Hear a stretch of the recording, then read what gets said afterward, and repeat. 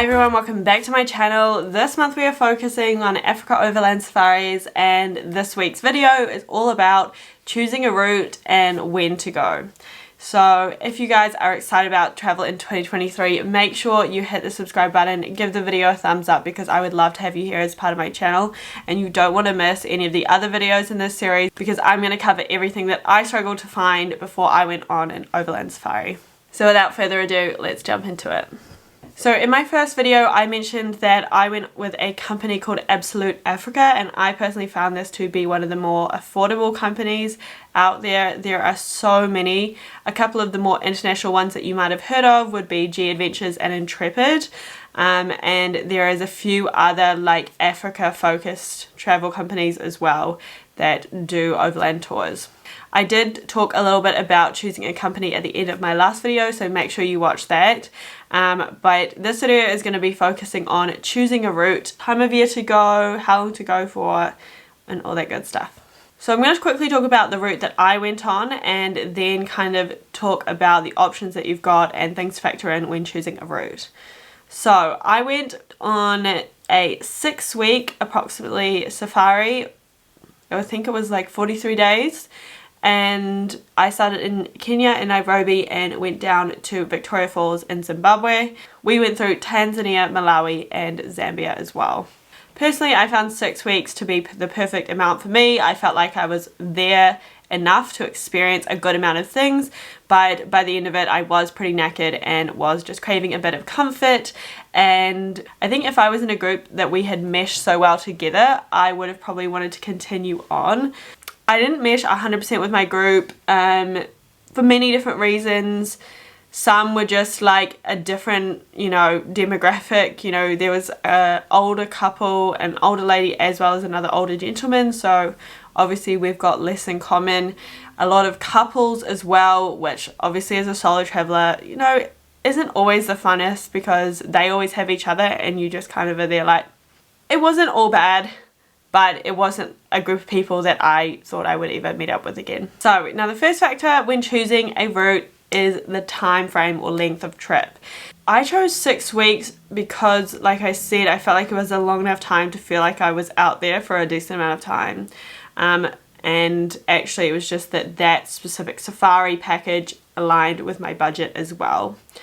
I'll talk about budget in a second, because the time frame of trips doesn't always actually align with like budget wise. You would think the shorter trips are all cheaper than the longer trips, but like they just have different activities and different things involved in each safari route. So that's why you really just have to comb through and figure out which is going to fit you the best. But picking a length of time is obviously 100% up to you.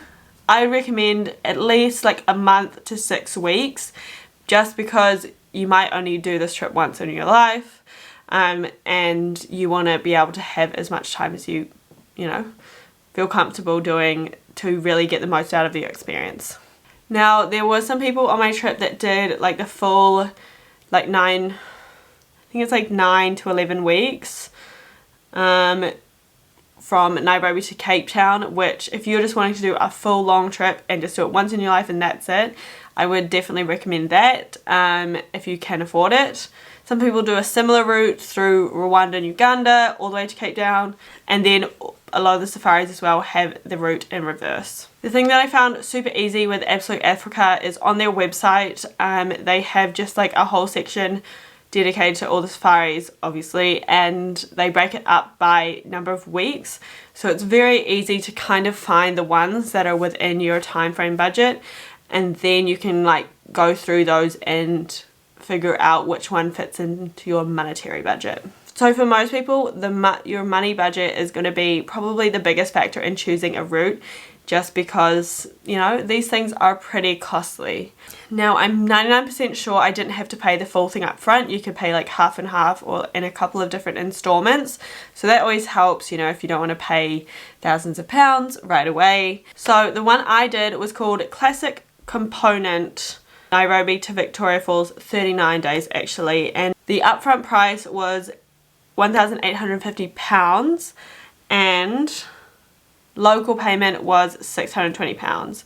Now I will break down the cost in my next video, but for me it included a lot of different bucket list items for the most affordable price. So let's just quickly compare it to a couple of the other ones.